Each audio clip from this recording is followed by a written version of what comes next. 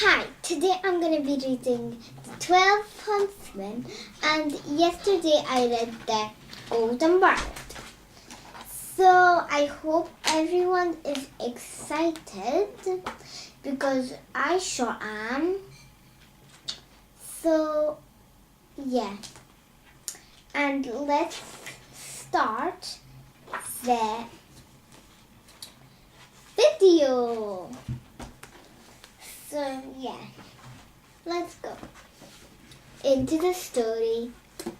There was once a prince who lived in a palace near his father's castle. The prince fell in love with a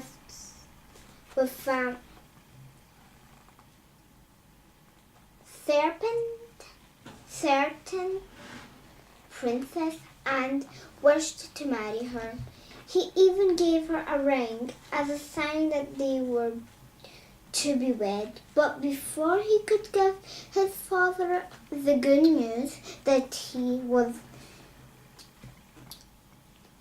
engaged, a messenger arrived from the castle with news that the king had fallen certainly ill.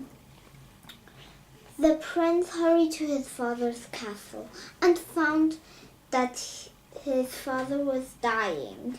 "My son," the king asked, "here is my last wish. I want you to marry. And he named a princess who lived in a far-off land.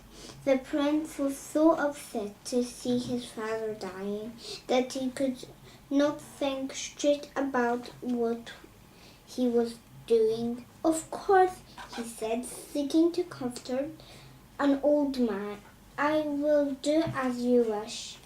And the king shut his eyes and died. Over the next few weeks, everyone wore black and wept for the old king. Then the prince was crowned the new ruler. Next, the news was announced that the king was going to marry the princess from the far-off land, and that she was already on her way to the castle. When the princess, who was already engaged to the prince, heard this, she cried as if she would never stop. Her father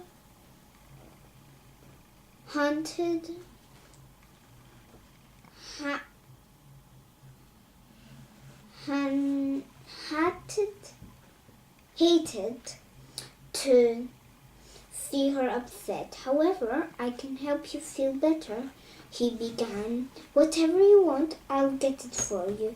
But the princess didn't want cheering up.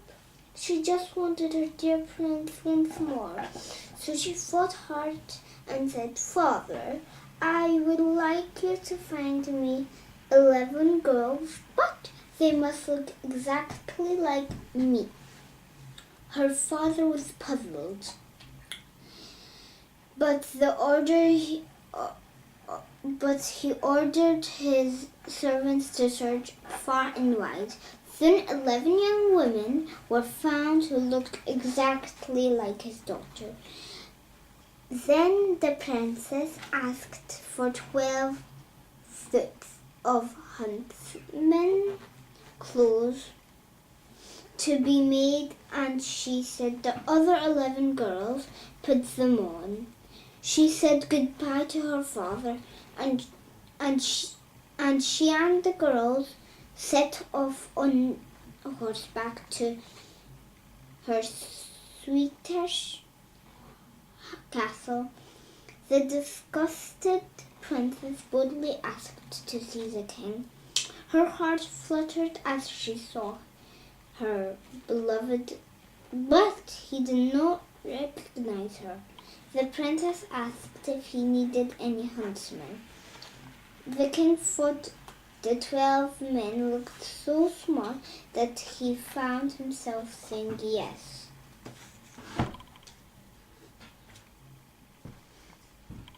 Now the king had a pet lion who knew all sorts of secrets.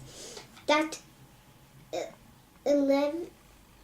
evening, as the lion sat at the king's feet, he looked up at his master and said, "Your 12 new huntsmen are actually 12 girls."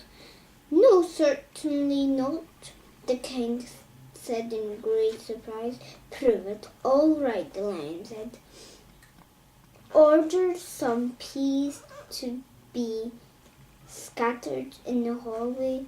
Men have firm steps, so when they step on the peas, they will squash them. But girls will trip and slip." The king thought that was a great idea and ordered the peas to be scattered in the hallway. Little did he know that his cousin, a duck, had overheard everything, and he said the duck liked the boldness of girls and thought he would try to help them, so he crept away and told them of the lion's plan. Next morning, the king had the 12 huntsmen called before him. They came into the hallway where the peas were laying and stepped firmly on them and squashed them all. When they went away again, the king said to the lion, "You are wrong. They walk just like men." The lion replied calmly, "Someone must have told them about our plan with the peas." But the king had lost patience and no longer believed him. The next day the king called out for the 12 huntsmen to lead him on a hunt through the forest.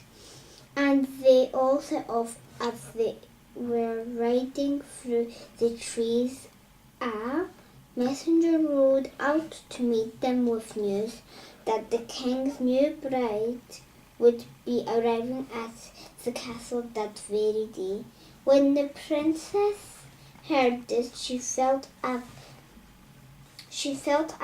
though her heart was breaking, and she fell on the ground in a faint. The king raced at once to the fallen figure, thinking that the brave captain of his huntsmen had been taken gravely ill. He sprang off his horse and bent over her, talking of the huntsman, helmet and gloves. When he saw the lovely face of his princess and recognized his ring on the finger, he gasped in surprise and joy. "Forgive me, father," he mumbled, "but I cannot marry the other princess. I am sure if I had been able to tell you about my true love, you would have been very happy for me to marry her." Then he kissed his true sweetheart, and when she opened her eyes, he told her, "You are mine and I am yours, and nothing will ever keep us apart." Immediately the king sent a messenger to explain the princess from a far-off land